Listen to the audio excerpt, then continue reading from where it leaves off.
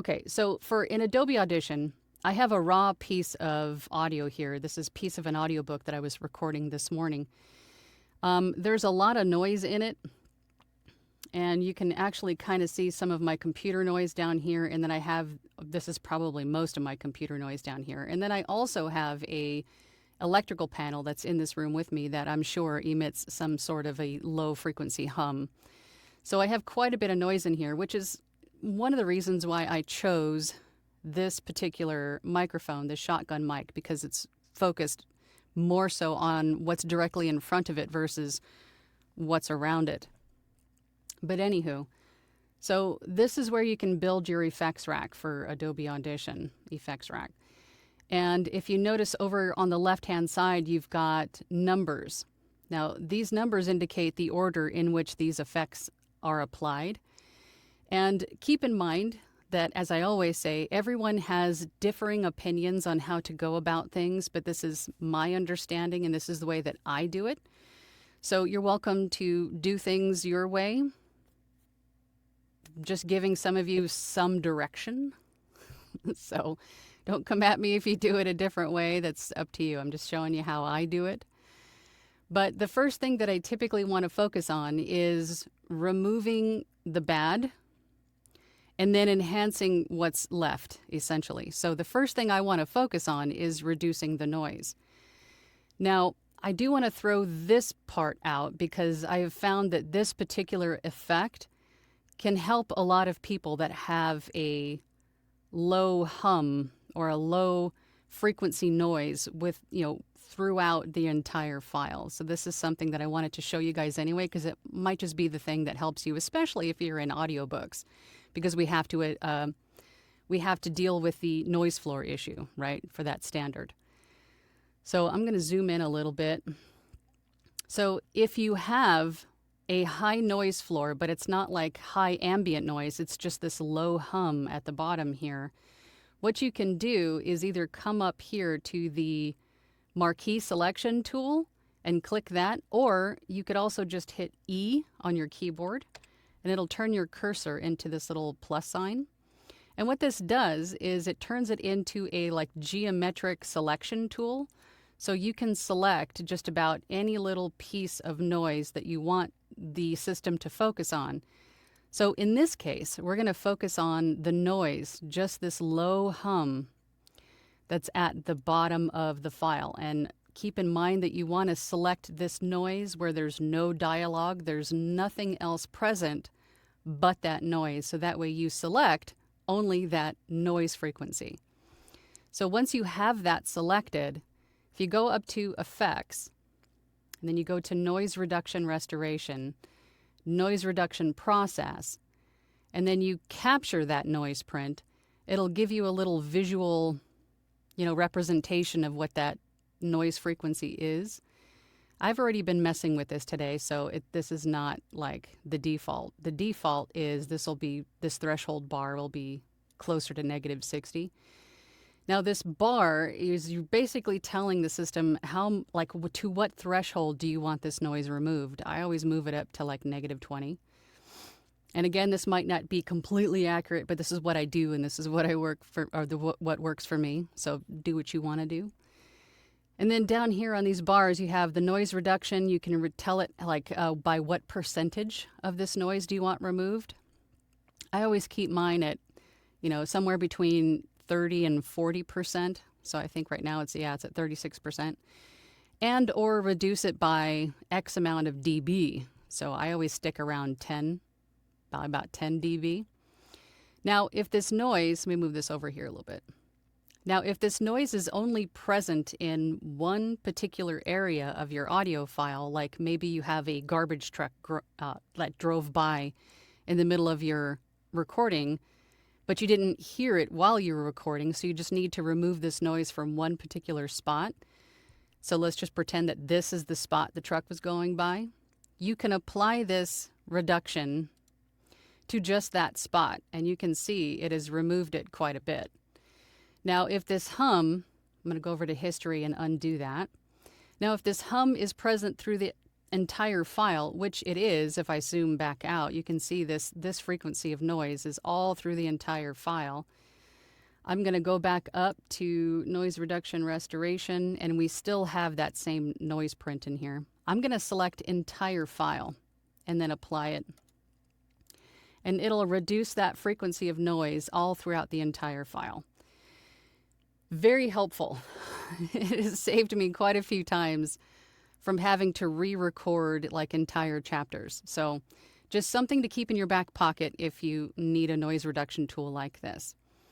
But keep in mind that your own voice has some of those same low-end frequencies. So you don't want to go too heavy on that noise reduction tool or any noise reduction tool, because it will do the same to your voice. You're telling it, I want this low-end frequency gone or mostly gone, but it can't really distinguish between the noise frequency and those same frequencies that may be present in your voice.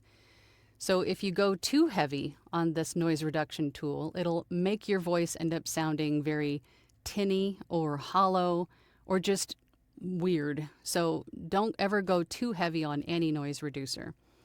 But I wanted to share that with you because that's a great tool. Anyway, okay, so back to the effects rack. Now, so noise is the first thing that we want to reduce. So in the first slot here, I'm going to go to noise reduction restoration. Denoise, I find, is one of the most gentle noise reducers that's native to Adobe Audition. And Adobe Audition also has tons of presets. I know some other DAWs do as well, but whichever preset you choose for noise reduction, always start on the lighter end for the same reasons I just explained. You don't want to go too heavy on any noise reducers because it will just make you sound weird, right? Hollow. So start with a light noise reduction. If you want to adjust the processing focus, you can. If you hover over each of these, it'll tell you what the focus is. So for instance, this line is to focus on noise from all frequencies, or just lower, just mid, lower and higher, and just higher frequencies. So most of the time, our noise for voiceover and audiobook narration, we want the focus to be on the lower end because, again, noise floor, right? So I'm going to tell it to focus on low end, and it starts you out at a 20% reduction, which I think is fine just to test. We're going to test these and see how they work, right? So I'm going to leave it at 20%. Close out of the window. It stays over here in the rack as you just set it, so don't worry about that. In the second slot, I'm going to, let's see, what else can we look at? How about oh, I know. Here's where we can get into some isotope. Now, if you go to, if you can see it there at the bottom, izotope.com is where you can find some of the best plugins I have ever worked with. Now, you're looking for the RX. I think it's even up to RX 11 now. I just haven't upgraded yet. But the RX Audio Repair suite of plugins. Now, there's 3 different options for these. Once you go to the website, you'll see that there's an Elements package, the Standard package, and the Advanced package. I have the Advanced package, so I have all of them. But the best ones in these packages, I should say, hang on, I want to get ahead of myself. The one I use the most is the mouth declick, which is this one here. And this one will target the organic sticky mouth noises that we all hate, love to hate. Now, there are some declick plugins that I have found most people that use them are satisfied with, but I have found the best result for removing those mouth noises is the mouth declick plugin. And this plugin is only available in the Standard and the Advanced package. Is this particular plugin worth the upgrade to the Standard or Advanced package? 2,000%. This singular plugin has saved me hours upon hours of editing time trying to remove individual mouth clicks. Now let's just select this so it's open. The default for sensitivity is, I think, fine. I have moved my click widening up to, I think, 2.4. But the great thing about Adobe, if you have this, and I think some other DAWs do this as well, is that you can hear, if you select a section of what you're trying to repair with your effects, you can hear it in real time, the difference that each plugin or effect is making to your audio file. So as you're playing with this slider and playing this audio piece, you can hear the difference of how much or how little the effect is removing or repairing. So that's a nice feature. So let's move this back down to 2.4. Now, just to show you, I do have some mouth noise in here. You can see it, these like icicle looking things. Because you know me and my coffee, it just makes for sticky mouth. And you can't remove the coffee out of my dead cold hands. So there's a ton of mouth noise in here. And if I wanted to, I could, with the healing brush tool, I could heal these out individually. But as you know, that takes a lot of time. So just using the mouth declick plugin will save me a whole lot of time in doing that. So the next one that I recommend is maybe a deplosive.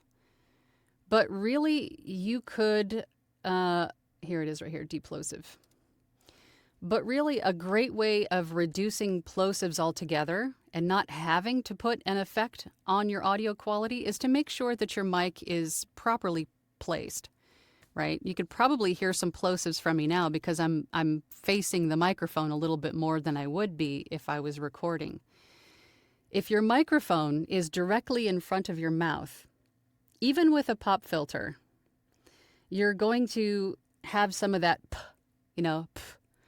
those little puffs of air that come out when you're doing, P's, D's, T's, right? There's a little bit of air that comes out with that. And that's going directly into your microphone, causing a plosive. So if your microphone is just off to the side of your mouth, it's pointed at your mouth, but it's not directly in front of it, that air, when you make those sounds, is going past the microphone and not into it. So therefore, reducing the plosive. I still use a pop filter because as I'm going, sometimes I might get a little bit, the plosives are going to come out. So I have one just in case, but that is a great way to reduce plosives without having to use a plugin. But if you need one, you could get a deplosive plugin. So let's just close that. And let's just say that's all that I needed in terms of the bad, right? So the next thing I'm going to apply, and again, test your audio with any combination of these and see how it sounds the best, and get feedback from your peers on maybe two different, variances. Here's version 1, here's version 2. Which one sounds better to you? Just make sure that you're taking notes of which effects or plugins that you're using and what settings each of those is at for each version. So that way you can go back and recreate that sound, right? Don't rely on your memory because it'll fail you, especially with all the information here. Yes, from experience. Okay, so for Adobe Audition, there's a parametric equalizer, which I really like. It has a vocal enhancer plugin, or preset, which I find works for most people. You can tweak these little nuggets here. And basically, the left side is your low-end frequencies, the middle is your mids, and the right are your highs. So as you're playing this back, you can adjust these to have it sound more warm, more bright, and this high pass, this HP here, can also help you to reduce low-end frequency noise even further. So this is a great EQ rack effect that I recommend to most people who have Adobe Audition. So I'm going to leave it like that. And then I think the last thing I'm going to add is a compressor. For Adobe Audition, there is a multi-band compressor, which is, I have found, a little bit complicated for most people just coming into this. So just to make it simple, let's go single band. And there's also a voiceover preset. So we'll just start with that. And what a compressor does, especially with audiobooks, this is, well, I guess with any voiceover, but maybe mainly audiobooks. The compressor is essentially going to bring these low-end frequencies of your voice and where's another one? Maybe the higher end frequencies here of your voice, like the volumes. So we got low and high. It's going to bring them a little bit closer in volume value. So that will help with your RMS if you're an audiobook narrator, because your RMS is essentially, just to make it easy, like the average volume of dialogue or of the dialogue, right? So a compressor is going to bring those values of those volume a little bit closer. You'll see. All right, so before we apply these racks, let's just take a look at this file visually, right? We can see some of the ambient noise. We can see the mouth noise. We can see there are some high peaks and some low lows. So let's apply this and see what kind of a difference it makes. There's still a little bit of noise here. I think I was rustling or doing something here that, moving around a little bit. So that's not really typically something you'd see. But what I'm looking at is where I wasn't moving. It's just the ambient sound of the room. Let's play this and see where that is. Of course, let me move this out of the way. Okay, so that's just under negative 60-ish. It's like negative 62 dB. And that's before normalization, so that's not too bad. But the mouth noise we were looking at earlier, whoa. Sorry, I got a little crazy with the zoom. But the mouth noise we were looking at earlier is mostly gone, right? And that will also remove the mouth noise from within the dialogue as well. I don't really see any. I see a couple of little errant ones here and there, but nothing that's probably really going to stand out to the listener, right? It's going to bug me, but not really the listener. So that's going to save a ton of editing time in and of itself. So I'm trying to think, is there anything else? Oh, after you apply your effects rack and you're happy with it, the last step you're going to do, the last thing I do in terms of audio quality, is to normalize to negative 3 dB. Now you can find that in favorites, right? You have normalized to negative 3 dB. And what that's going to do is sort of like the compressor. It's going to bring those volume averages of your peaks a little bit closer again, but then also increase the volume up to negative 3 dB, which again for audiobooks is helpful to get to that just under negative 3 peak for the volume. I have it on a hotkey, so I'm just going to apply that really quick. So I recommend doing this as part of your effects rack test because you want to see what the end result is going to be, right, for your effects rack. So not even looking at this stuff over here, but right here where it's mainly quiet, I want to test that volume. So it's a little bit higher than negative 60. It's more like, negative 53, which as we know is too high for ACX. So what I would do in this instance is go to history and go back and undo normalization. Always undo the normalization before you tweak the effects rack and reapply and test again, because you're just going to be screwing yourself up, right? So undo the normalization. I'm going to undo the effects rack and go back to where it appears here again. And then I'm going to go back into denoise and edit it. And then I'm going to crank this up to maybe 40%, right? Or maybe tell it to maybe even go heavy on the noise reduction. Actually, no, that's probably a little bit too much. Let's go back to light and just move it up to maybe 40 something. And this is the process. Go back to lower end frequencies. And this is the process of what I mean when I say trial and error with your effects rack.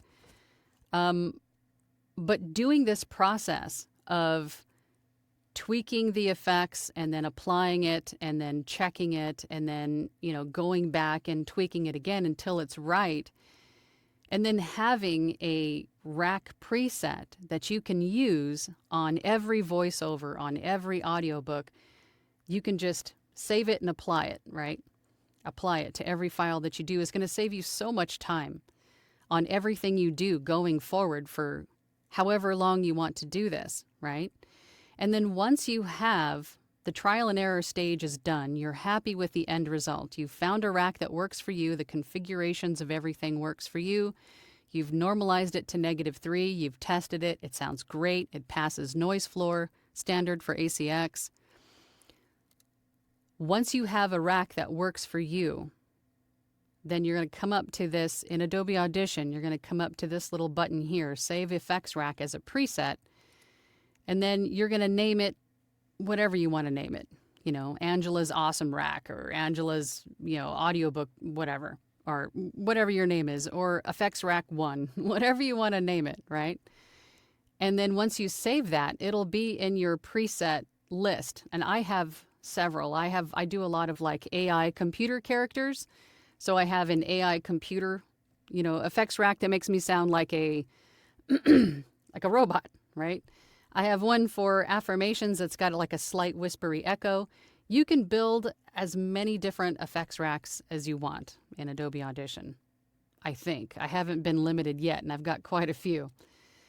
So that's pretty much it. There may be some outliers as far as specific plugins or effects that may help your specific situation, but I have found, working with all of the people that I've worked with over the last 5 years now, these are the ones that are the most helpful for most everyone in the beginning. Yours may need a little bit more tweaking than mine did here. You may not even need a denoise. You may not even need a deplosive. You may not even need the mouth declick. Remember, don't use an effect if you don't need it.